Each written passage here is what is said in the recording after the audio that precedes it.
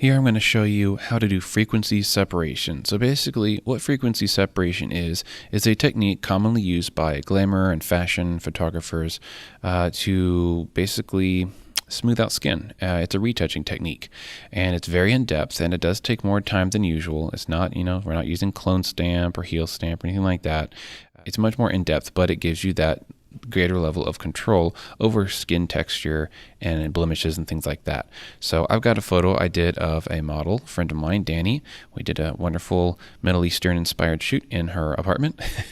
My lights are very close and that accentuates skin detail, things like that. That's why your lighting is really important. But I like how the photos came out. I just need to do a little bit of smoothing on her skin. So I'm going to show you how to do frequency separation, but we're also going to make it into an action.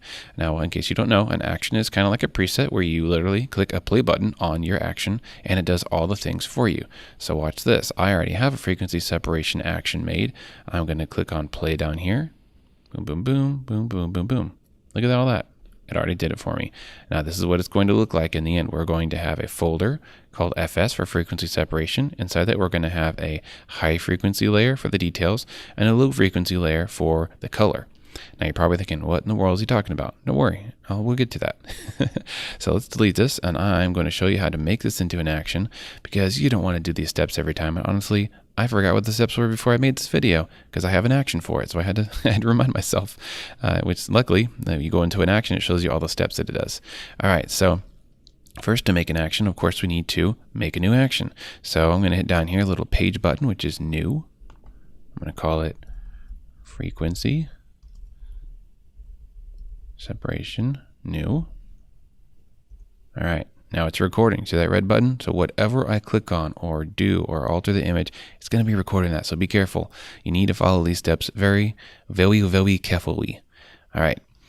So the first thing we're going to do is we're going to duplicate this. So I'm going to click on the background layer and I'm on Windows. So I'm going to do Control J and again, Control J. So I'm going to rename this top layer to high frequency or frequ. I don't know how to say that.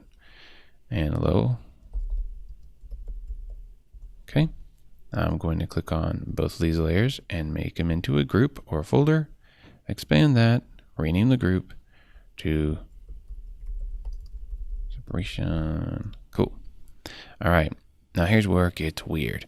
First, we got to make a top detail layer and a bottom color layer. So I'm going to make the high frequency invisible with the low frequency layer selected. I'm going to blur it. And around 5, 6, 7, 8 is good. What we're going for is we want to get rid of the details. We only want to leave the color data in this layer. Anything like skin texture, hairs, fine details, edges, they all need to be pretty much gone thanks to the blurring. So I'm going to do 8 for this one. Okay. I'm going to make my top layer visible again. I'm going to click on it. And here's a weird tool you probably never knew existed. It's called Apply Image. Honestly, I have no clue what this thing does, why it exists, or what other uses there are for it, but it's there. In Layer, you need to select Low Frequency. Okay, and in blending mode, set it to Subtract. We need to make Scale 2 and Offset 128. Again, I have no clue why. It's just how this thing works. Don't ask questions, just say yes. And hit OK. All right, now we've got what looks like a high pass layer. It's neutral gray with the highlights, using white and black values. Looks pretty awful, but we're going to put it on linear light mode, blending mode. Voila, our image is back. Hey, how did that happen? Don't we have a blurred layer and a crazy gray layer on top? Yeah, it's just the magic of Photoshop somehow. It combines the detail of the top layer with the color of the bottom layer. And voila, we have a nice combined image just like our original down here. Now, it's really important for retouching to have the original image still there for a reference mostly, to make sure you're not going too far off, too crazy with the retouching and smoothing. But also you may need to sample or copy and paste something from the original anyway. So I always keep it on the bottom. Oh, we're done with our action. We got to hit stop. Boom, there we go. So I'm going to delete all this and make sure I did it right. We're going to use our action. All right, I only have my original image. I've selected my new action up here, frequency separation new, and hit play. Cool. I did it right, and I hope you did too. If there's any errors or something pops up or something doesn't happen, you probably did a step wrong, and rewind the video and do what I did. All right, so cool. I love actions. They save me lots of time. Let's get into what frequency separation is and how to use it to smooth out skin. So basically, all the retouching is going to happen on the high frequency layer, which is the layer that contains all the details. I'm going to hit Alt and click on the visibility eyeball, which gives me only one layer. So you can preview one layer at a time by hitting Alt. Oops, keep that group visible. Alt click the high frequency. So let's zoom in. It's pretty much neutral gray. It kind of hurts my eyes if I look at it too long, but we can see lots of skin detail here. So how do we smooth this stuff out? Well, we're going to paint it back to neutral gray. Maybe not all the way to neutral gray, which is 50% white, 50% black, but we're going to get close. And that's going to get rid of the detail, but the color underneath is still there. So it's going to look normal, but the details are kind of getting, in a sense, blurred out, but not in the normal way that we think of blurring. All right, so let's get our brush. Hit B on the keyboard. I'm going to get my custom-made soft brush here. Ooh, not that big. We're going to keep it kind of small.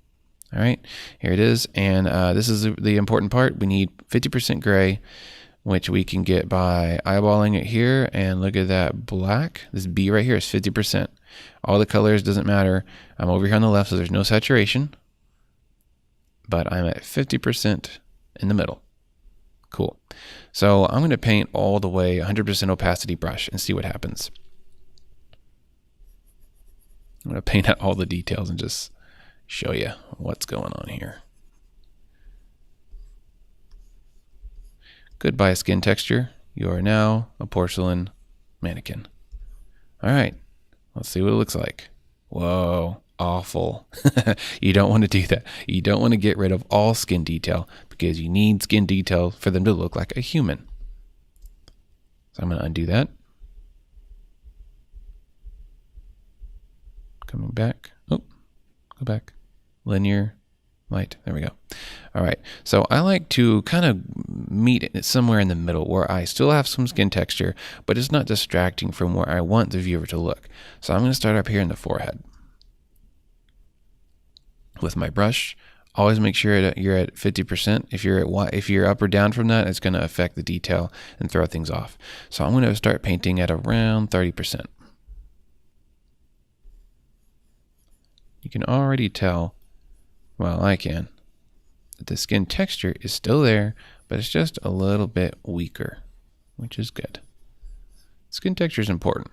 That's why robots look so fake, because their skin's too perfect. You need a little imperfection to, fit in with the rest of us. Sorry, Kardashians. All right, there. Under the eye and the cheek. Under the eye and the cheek on the other side. Remember to do things symmetrically. Don't overdo one side. Try to do the same amount of strokes on both sides. And by the way, I'm using a Intuos Medium Pro stylus or tablet. I don't know what to call it. And it's a USB tablet that I can draw on with the stylus pen. And it is great for retouching. I could not do all of I don't really do a lot of retouching myself, but I do a lot of selection, a lot of special effects work, and 3D stuff. And I tell you what, it would be a lot more strenuous and boring and annoying, and also difficult without a nice stylus. And no, I'm not getting paid to say this. All right, so I just kind of done my first go over, really just touching all the detail spots that sort of grab my eyes, being high detail. Let's see what that looks like. So I'm going to keep the bottom one here visible. Now if I invisibilize, that's my new word, the frequency group, we're going back to the original. Boom, boom. See that? And now on the color layer, you can also smooth out the colors. So we have some highlights here of white, and it's not clipping, but it's definitely distracting to me. I'm going to grab, I'm going to solo view the low frequency layer, B for brush, and I'm going to alt click, which samples a color from what I think should be here, which is, it does need to be brighter than the rest. I can't use a dark one like down here. So I'm going to grab maybe right here on her nose. That's a pretty bright spot. Make a little bigger, go to 20% opacity, and I'm going to paint over. Just 2 strokes. Okay, maybe 3. And over here too, I'm going to sample what should be a brighter color. Painting over 1, 2, maybe 3, a big one. Cool. Moving up here, grab a brightish skin value, but not the brightest because I don't want it to look white. I want it to just be a bright skin tone, which I'm kind of liking this inside of the nose.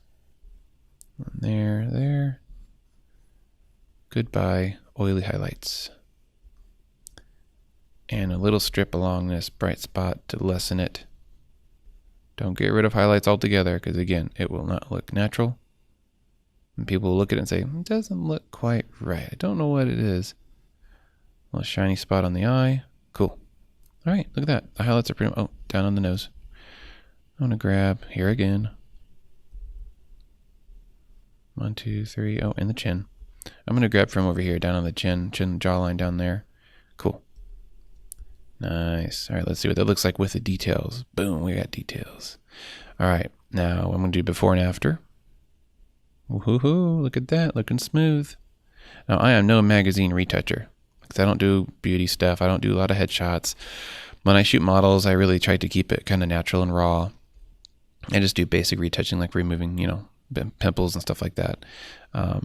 So I'm by no means no authority on retouching. And if you're not very impressed, that's probably why. But hey, now you know how to do frequency separation and make it into a snazzy little action to save you some time. Hopefully I explained well through my confusion what frequency separation is and how it works. Well, I hope you learned something new. Thanks for watching.